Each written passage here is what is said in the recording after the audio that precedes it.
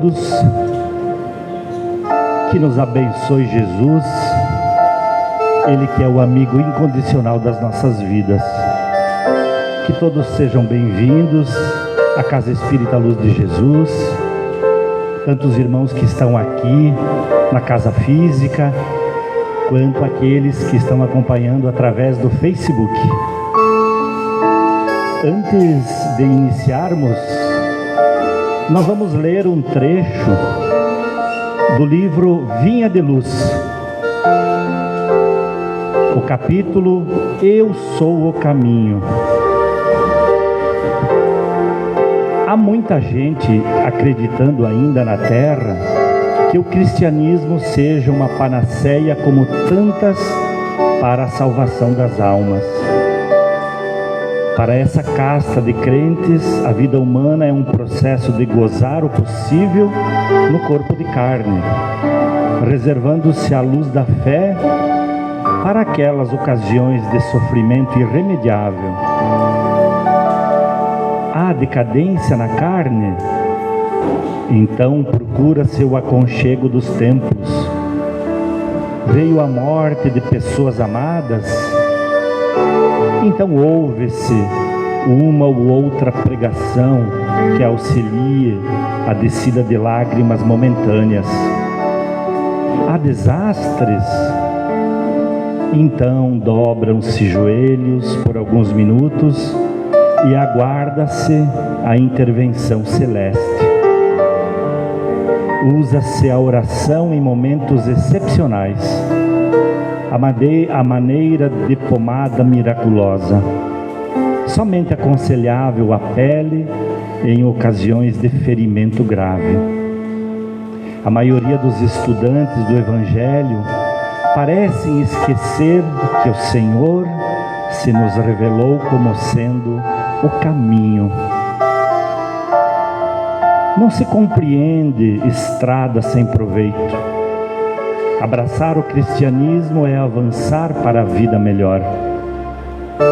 Aceitar a tutela de Jesus e marchar em companhia dele é aprender sempre, servir diariamente, com renovação incessante para o bem infinito. Porque o trabalho construtivo em todos os momentos da vida é a jornada sublime da alma, no rumo do conhecimento e da virtude, da experiência e da elevação.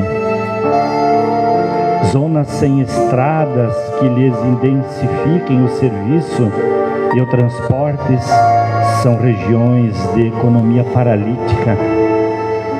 Cristãos que não aproveitam o caminho do Senhor para alcançarem a legítima prosperidade espiritual são criaturas voluntariamente condenadas à estagnação. Eu convido agora a todos a fechar os olhos,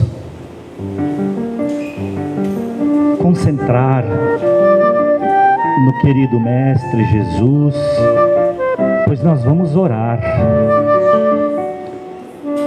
Senhor Jesus, Tu dissestes: a minha paz vos dou. Entretanto, Senhor, muitos de nós andamos distraídos, atribulados às vezes por bagatelas, aflitos sem razão, sequiosos de aquisições desnecessárias, irritadiços por dificuldades passageiras, dobrados ao peso de cargas formadas por desilusões e discórdias que nós mesmos inventamos, ocupados em dissensões infelizes, hipnotizados por tristeza e azedume que nos inclinam à separatividade e ao pessimismo. Entendemos, sim, Jesus, que nos dissestes: a minha paz vos dou. Diante, porém, de nossas inibições e obstáculos, nós te rogamos, por acréscimo de misericórdia, Senhor, concedeste-nos a paz. No entanto, ensina-nos a recebê-la. Pedimos a espiritualidade luzeira desta casa espírita que ampare a todos que aqui estão, aqueles que estão no Facebook, em suas casas. Ampare, ajude, intue a palestrante da noite, para que ela possa servir a Jesus neste momento. Muito obrigado, Jesus, e que assim seja. Então hoje nós temos a Cláudia Fontoura.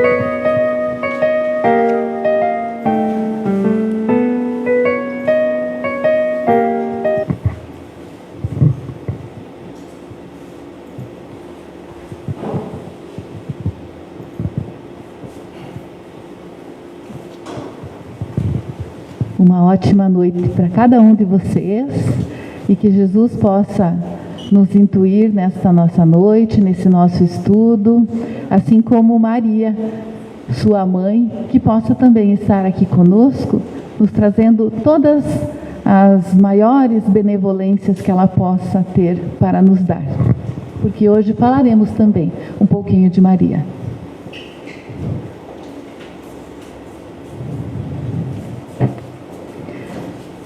E para cada um de nós, independente do que tenhamos feito nas nossas vidas, sempre há um caminho. E nós devemos, através da nossa consciência, nessa busca da nossa consciência plena, estarmos sempre escolhendo o melhor caminho. Aquele caminho em que estivermos preparados naquele momento para o bem. Entretanto, muitas vezes, pela nossa ignorância, pelas falhas que temos como seres humanos ainda, escolhemos caminhos equivocados, caminhos que nos trazem dores e que trazem dores e sofrimentos àqueles que convivem conosco.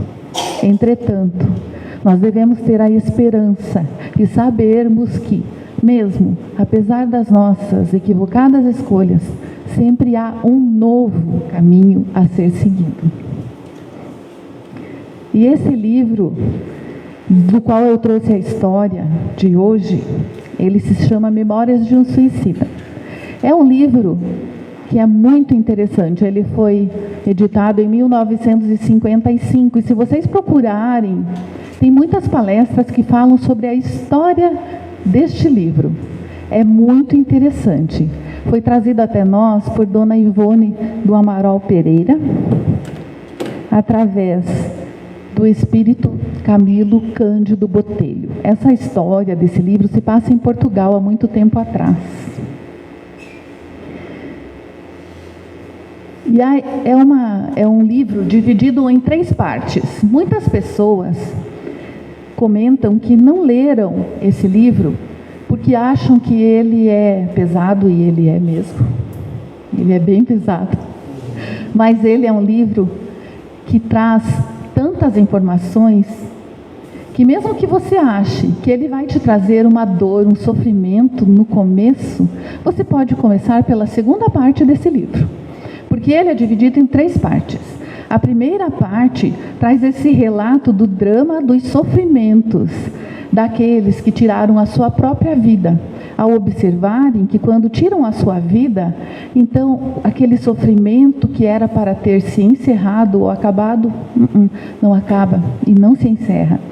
Mas muitas vezes isso é causado por sentimentos interiores, sentimentos que estão aqui no nosso coração. E são sentimentos às vezes equivocados, mas nós não enxergamos que são. São alterações desse nosso pensamento. Muitas vezes pelo sentimento de culpa, pelo sofrimento, sentimento de ruína. E nós precisamos observar que as pessoas não acordam de um dia para o outro com essa decisão, não. Às vezes levam meses, dias, muito tempo, para que isso, de repente, então, se acabe com esse ato consumado. Portanto, é bom nós estarmos observando os nossos pensamentos e tentarmos observar os pensamentos daqueles que estão conosco. Muitas vezes é difícil, né? Mas vamos tentar observar as pessoas, né? Eu sempre falo, deixar um pouco das redes sociais, de estarmos tão vidrados em cima de uma tela e podermos começar a olhar uns para os outros e estarmos nos observando no nosso dia a dia. Quem sabe nós possamos estar ajudando aquele que está ao nosso lado. E às vezes não é só na nossa família, pode ser nos locais onde estamos frequentando também. Mas a segunda parte desse livro vem relatar todo esse processo de recuperação desses seres. E esse processo é muito interessante, porque é um processo do encontro de si mesmo, de você estar encontrando dentro de si as possibilidades de renovação. Você entender que você pode se transformar e recomeçar. E a terceira parte vai relatar o estágio preparatório para mais uma reencarnação de resgate e recuperação, porque é necessário o expurgo, né, desses atos que contraímos contra nosso corpo. O nosso perispírito fica lesado, e essa recuperação do nosso perispírito é necessário, e é através desse corpo de carne, né? E muitas vezes também algumas dificuldades que nós tivemos anteriormente, neste momento em que vivemos antes de cometermos tal ato, vão voltar, né? Porque se sofremos, né, e se temos dificuldades hoje, devemos ter a consciência de que é uma renovação que hoje também estamos tendo desses nossos pensamentos e das nossas emoções e das nossas intenções. Então, se hoje temos dificuldade, pode ser que atrás, nesta vida ou em vidas anteriores, tivemos também causando dano e sofrimento a outros. Então, o que hoje vem para nós e que nos causa essa dor, nós temos que ser gratos, agradecer, né? E se nós encontrarmos pessoas com grandes dificuldades e com grandes sofrimentos, ao invés de acharmos, nossa, que pena, coitada essa família, coitada essa pessoa, nada serve para ela, nós podemos sim orar por ela, para que ela tenha fé, que tenha fortaleza, que aquela família então consiga se restabelecer, não é? Então, a oração que nós estivermos dirigindo ao próximo ou a nós mesmos é muito mais produtiva do que esse sentimento que muitas vezes nós temos de piedade, não é? Então, vamos torcer para que cada um de nós consigamos, nesta vida, nos renovarmos e agradecermos pelas nossas dificuldades, porque muitas vezes, a grande maioria das vezes, fomos nós que lesamos nossa vida, nosso corpo no passado, né? Então, esse livro nos traz muita esperança e nos traz também esse caminhar, né, com esse entendimento de como caminhar nesses momentos. Então, a mensagem que ele nos traz é de alerta para cada um de nós contra o suicídio, mas também, e a principal mensagem de hoje é essa de esperança para aqueles que não tenham conseguido se furtar a esse ato de desespero, né? Todos seremos perdoados, né? Todos poderemos nos transformar e poderemos escolher um novo caminho, né? Um caminho de renovação. E Camilo vem, nesse livro, nos alertar com a sua história e também com a história de Mário, de Belarmino, de João e de Jerônimo. Quem aqui já leu esse livro? Então, eu convido a vocês a lerem. Convido vocês a comprarem o livro nas livrarias das casas espíritas, porque assim ajudam também, né, as casas. Mas aqueles que não podem adquirir, ele tem PDF, né, na internet, para nós também podermos estarmos aprendendo com ele. E hoje, a história que eu trouxe é de Jerônimo Araújo Silveira. Então, Jerônimo, não suportando a ruína dos negócios comerciais, dá um tiro no seu ouvido.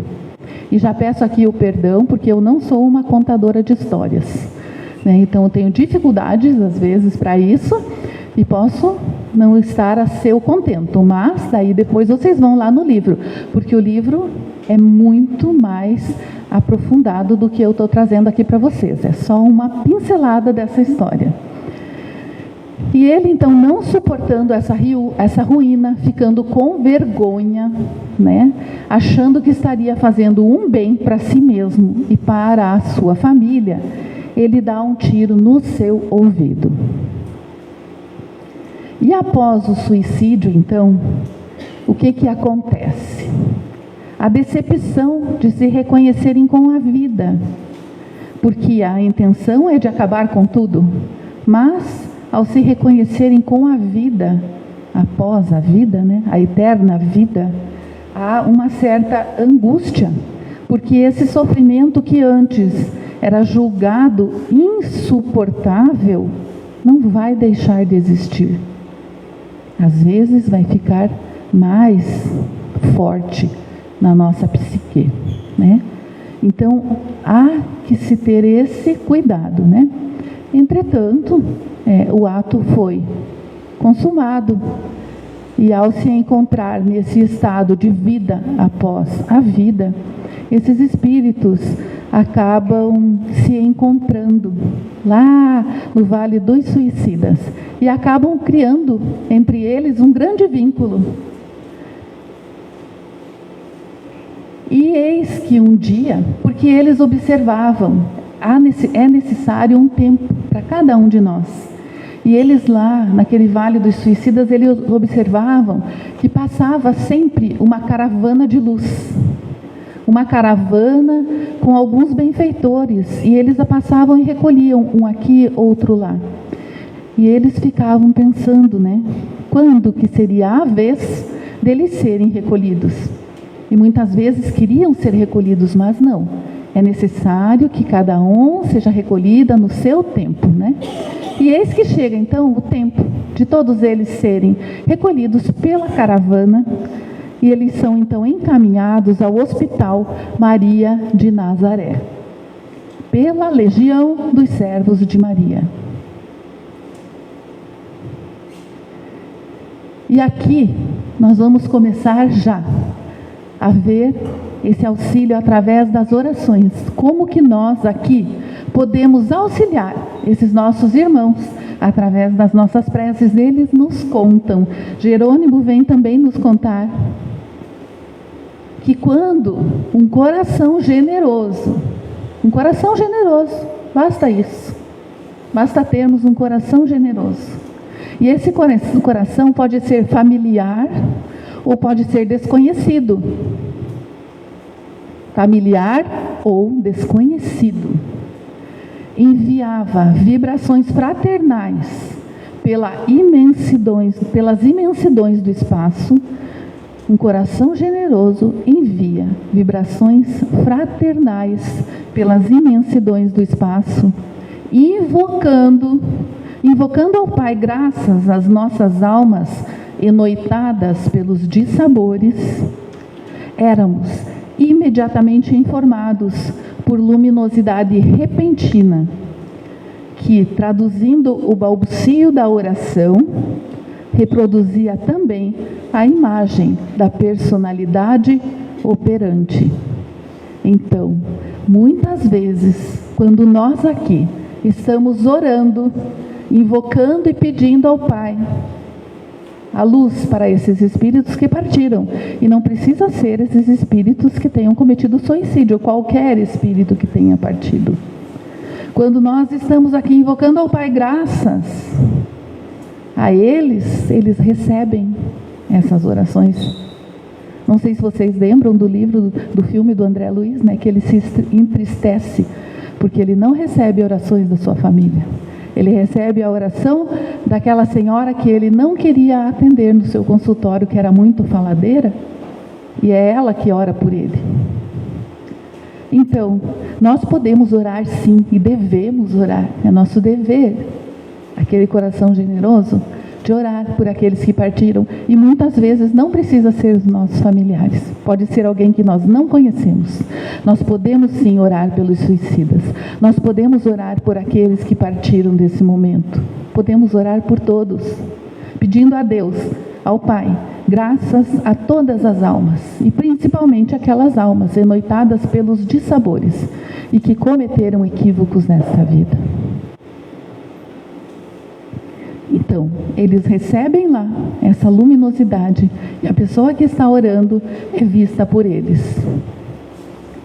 Então, esse é um dos convites desta noite, para que nós possamos começar a orar por todos aqueles que partiram e por todos aqueles também que estão aqui.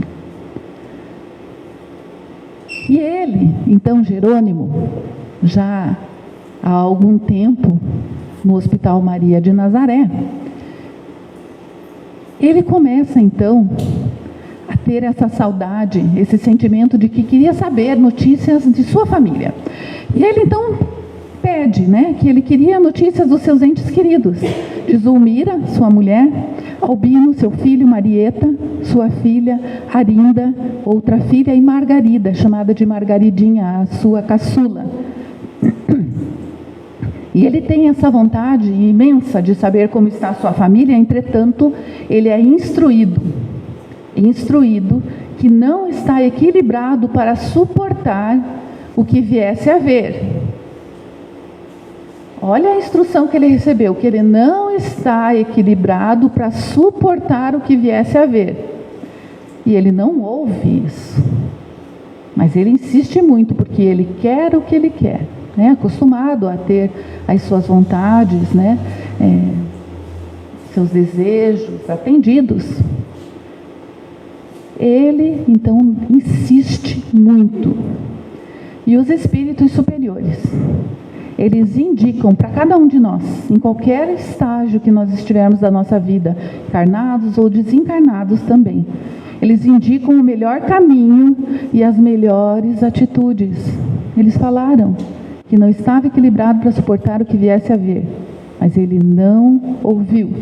Eles indicam o melhor caminho, indicam as melhores atitudes, às vezes através de intuição, às vezes através de amigos, enfim, do meio que estiver ao alcance, mas o livre-arbítrio de cada um de nós é respeitado. E, através do livre-arbítrio, da sua insistência, eles o levam ao destino desejado.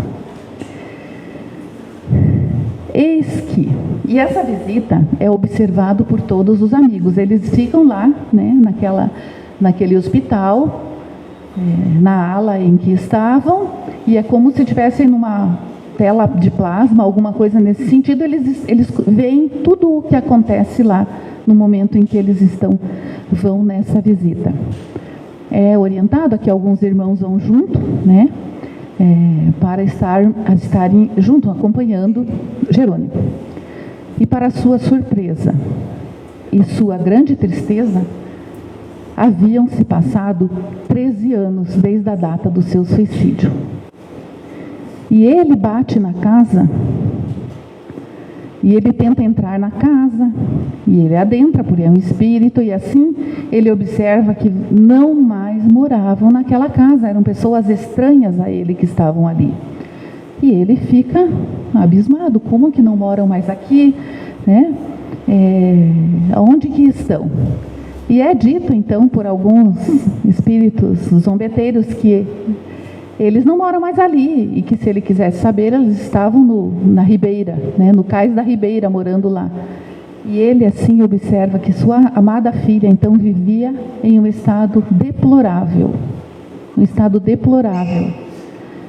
se prostituía, estava se prostituindo, se embebedando, e sua mãe, era como sua cafetina, digamos assim, estava então usando da sua filha para a sua sobrevivência, através desses meios. O filho encontra-se encarcerado em virtude de ter cometido os atos ilegais. Ele, com isso, fica desesperado, se desequilibra mais ainda do que já estava. E ele, então, é recolhido a uma ala de isolamento.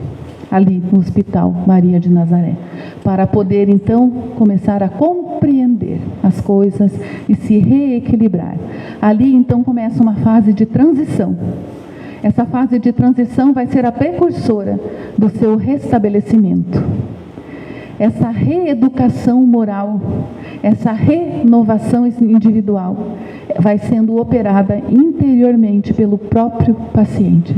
Reeducação moral, renovação individual. E ali então ele começa a se transformar. Através da sua prece continuada, da sua prece humilde, porque ele aprende então a orar de uma maneira verdadeira, com o seu coração puro, com o seu coração generoso, pedindo realmente essa transformação. Ele aos poucos vai corrigindo a sua anomalia. Pouco a pouco ele vai recobrando a sua lucidez. E ele percebe então que estivera durante séculos, mergulhado nas trevas da irresponsabilidade. Nas trevas da irresponsabilidade. Ele cai em si. E aproximadamente 3 anos se passam, até que ele consegue, então, ter a oportunidade de rever os seus amigos.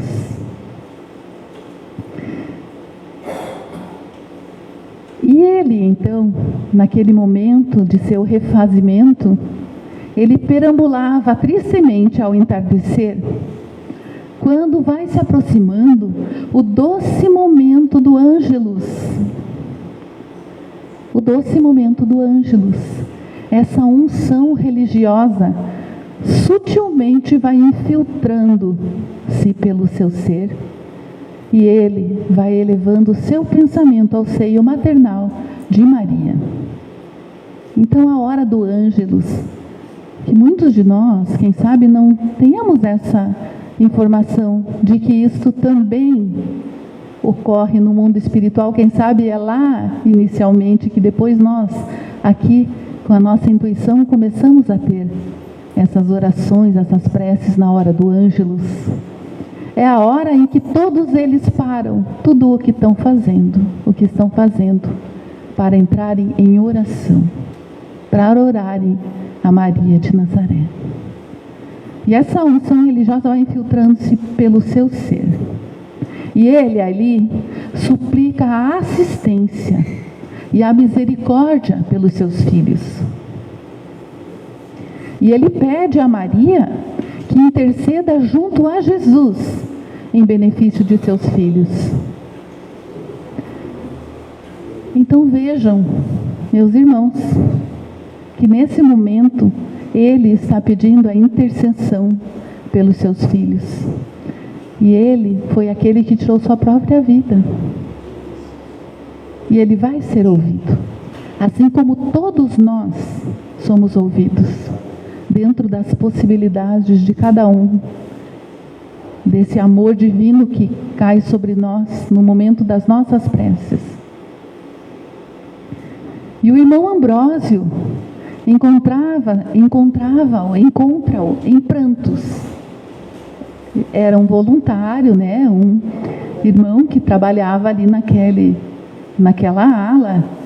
Encontra-o em prantos e o estimula a perseverar. Sim, continua tuas preces, continua pedindo pelos teus filhos. Faze-o também com bom ânimo e coragem, a fim de que tuas vibrações repercutam harmoniosamente e teus pedidos sejam atendidos. A prece tem que vir do coração, porque as nossas vibrações precisam repercutir de uma maneira harmoniosa, para que nossos pedidos sejam atendidos dentro das possibilidades. Bom ânimo e coragem, equilíbrio, boas vibrações, harmonia. Orar em conjunto é orientado a ele, a fim de que as suas forças inexperientes se revigorem ao calor dos demais. E assim, o conselheiro Miguel de Santarém convida-o a tomar parte nas suas reuniões particulares, com mais alguns afins, para orarem fraternalmente juntos, unidos, para que assim aquela vibração, aquela harmonia seja mais forte. E eis que um dia ele recebe do irmão diretor um pequeno rolo de pergaminho estruturado em raios de luz. Um pequeno, imaginem vocês, né? Receber chamado lá na sala do diretor. Já chega com um pouquinho de receio, né? O que será? E ele recebe ali um pergaminho estruturado em raios de luz. Eram 4 páginas cintilantes com reflexos de estrelas que estavam em suas mãos.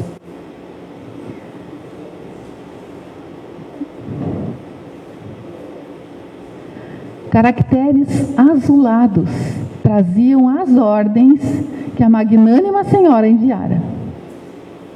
Caracteres, escrita azulada. Então, um pergaminho com reflexo de estrelas cintilantes e as letras, os caracteres eram azulados, trazendo ordens, orientações de Maria. Do templo onde militam os responsáveis por nossa colônia e para onde chegam as instruções de mais alto, chegam estas instruções, uma espécie de programação a ser efetuada em torno de vossos filhos, Albino e Margarida. Atraídos a um posto de emergência, é orientado para que eles fossem submetidos a um tratamento magnético especial. Eles seriam, nesse momento, quando atraídos em espírito para esse local, aconselhados, advertidos, esclarecidos que careciam da iluminação interior de si mesmos. Em torno de ambos, caridosa corrente de amor, corrente de simpatia, uma corrente de proteção se estabelecesse. Porque o astral superior se encarregaria de criar todos os ensejos necessários para que tudo isso acontecesse. Marieta e Arinda encontravam-se harmonizadas com as situações que lhes cumpriam. Viviam numa dificuldade, mas tinham trabalhos honestos. Entretanto, nesta mesma orientação, eles são orientados a dar socorro ao esposo da primeira, por quem ele não rogara em suas ardentes súplicas. Jerônimo não havia rogado para que ele fosse também socorrido, mas como o alto enxerga o todo, eles também estavam trazendo esse benefício, porque esse esposo da sua filha Marieta estava preso em arrastamentos inferiores, e assim ele era o tirano do lar, e ela sofria com isso. E ele, então, através dessas influências dos espíritos, ele seria dócil às influências generosas que lhe dispensassem. E os seus obsessores seriam encaminhados para receberem auxílio. Então, para criarem harmonia na família toda. Não é comentado a respeito da mãe. Por isso que eu digo para cada um de vocês que sempre existe um caminho. E nessas orientações, então, eu vou dizer para vocês darem uma lida nesse contexto. Mas eles, então, nessa feita, é dito para ele, Jerônimo, dessa vez você vai ficar aqui, né? Não vai conosco.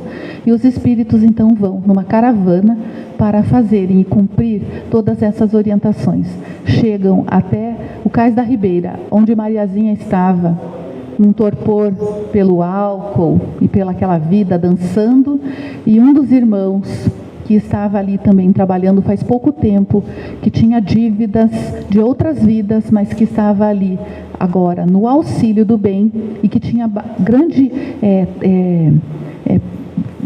sabedoria a respeito do magnetismo, ele dá choque anímico, choque nela, nos seus joelhos, no seu peito, no seu cérebro, na sua cabeça, e ali ela cai desfalecida.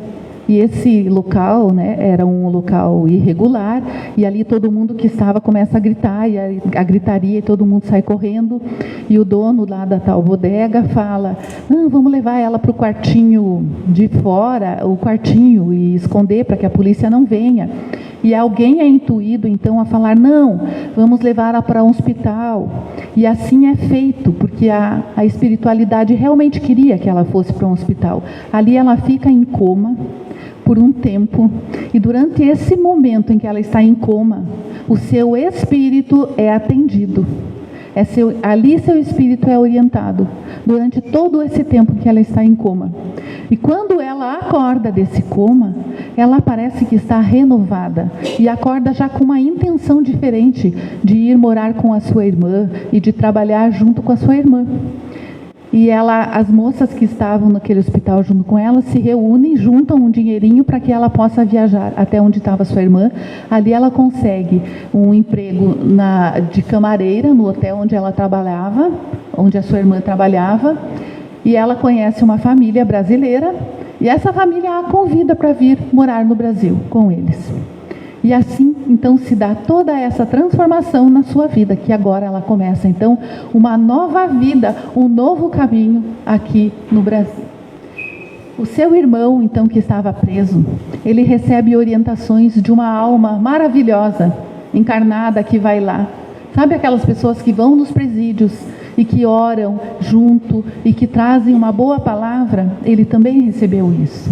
E essa pessoa consegue a sua anistia, para que ele, então, através dos seus...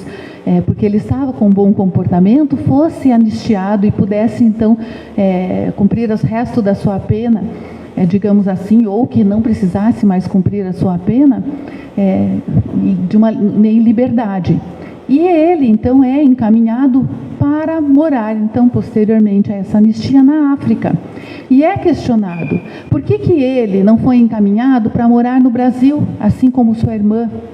E os espíritos respondem que ele não foi encaminhado para morar no Brasil porque as facilidades que ele encontraria aqui poderiam colocá-lo novamente, em risco de se perder na vida.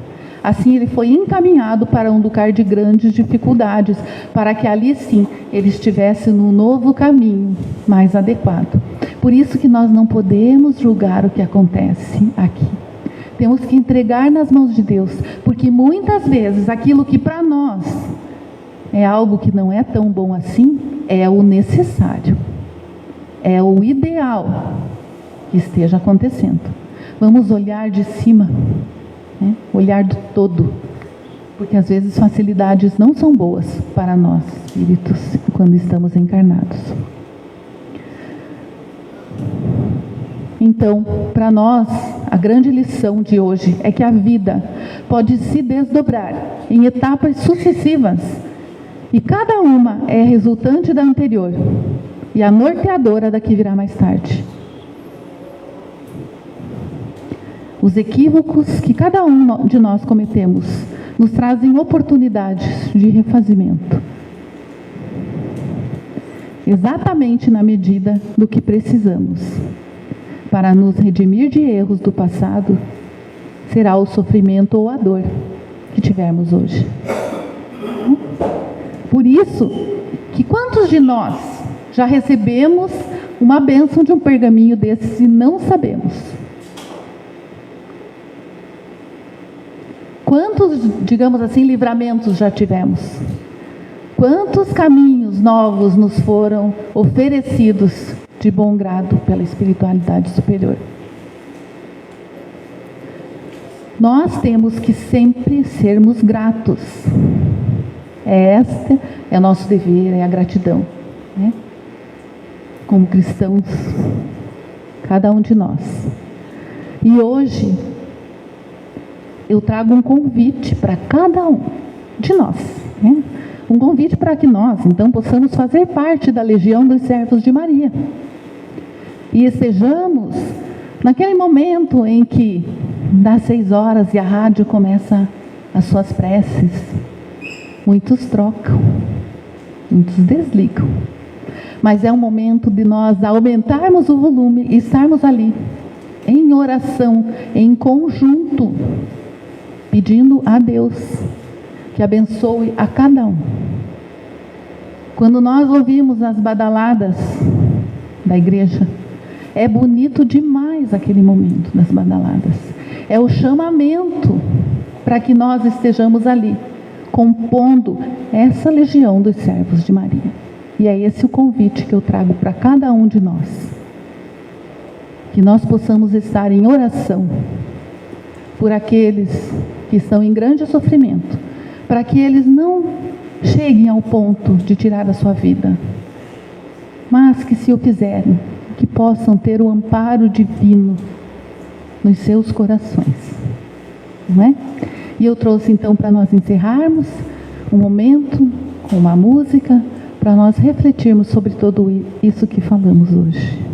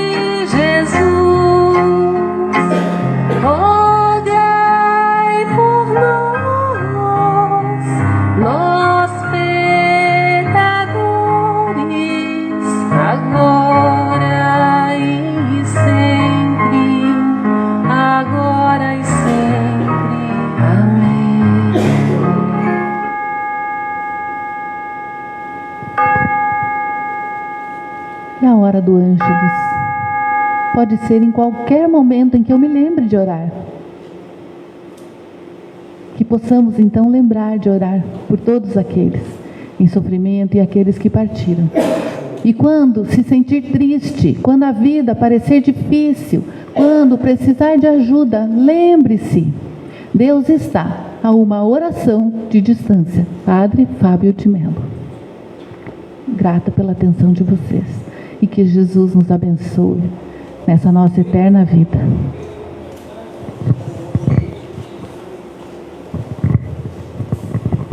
Muito obrigado, Cláudia.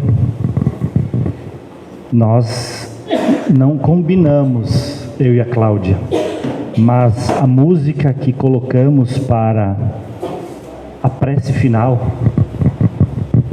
para o momento da oração final, do passe, é a Ave Maria, né? E Maria de Nazaré, a Mãe Santíssima de toda a humanidade sofredora, é um exemplo para todos nós. E a legião dos servos de Maria estão em todos os locais de fé, em todos os locais de oração, inclusive aqui. Estão trabalhando, estão nos ajudando, nos intuindo. Então, realmente, a Mãe de Jesus é uma força incrível para todos nós. Eu gostaria de dizer então que a gente parte para o segundo momento, que é o passe, né? A oração final e passe. As luzes vão diminuir um pouco E peço aos trabalhadores da casa para que possam se posicionar.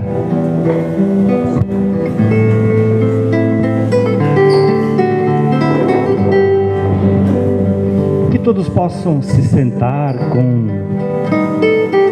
que fiquem bem acomodados na cadeira, né?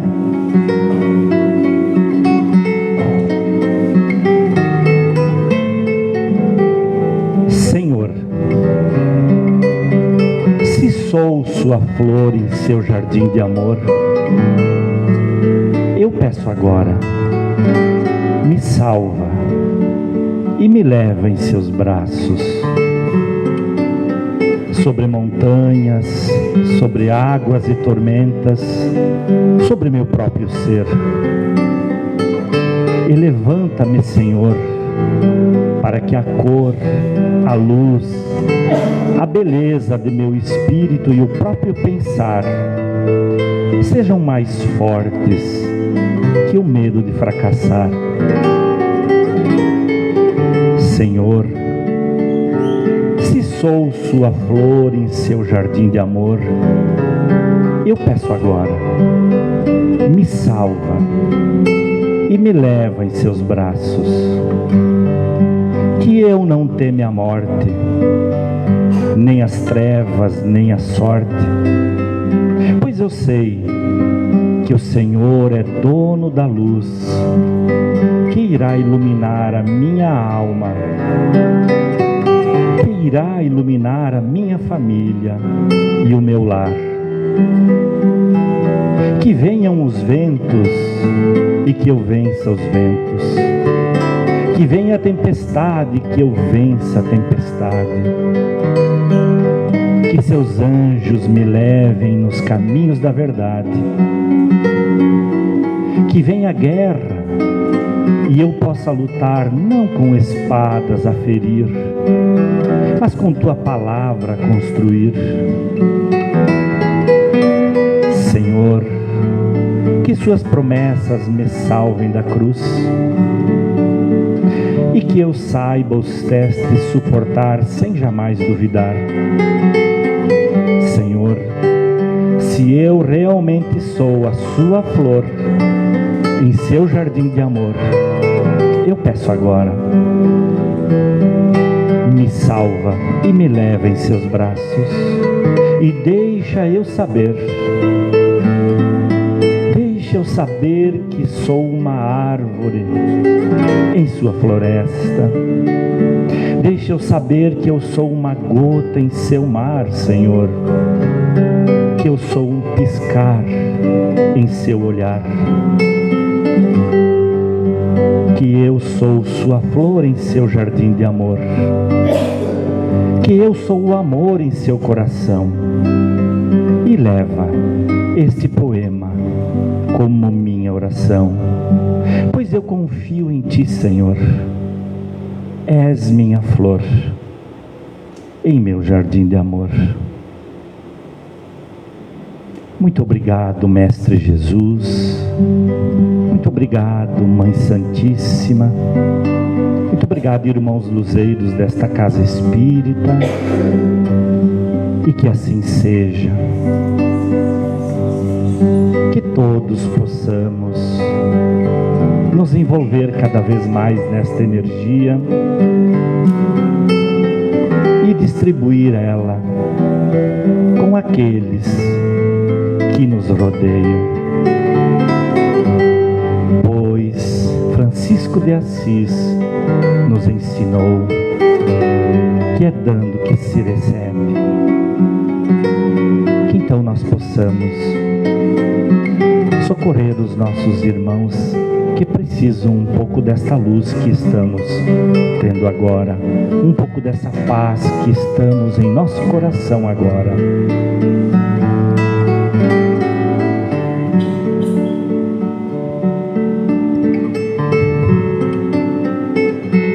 Muito obrigado pela presença de todos, cada um no seu tempo possa ficar experimentando esta energia ou retornar ao lar querido.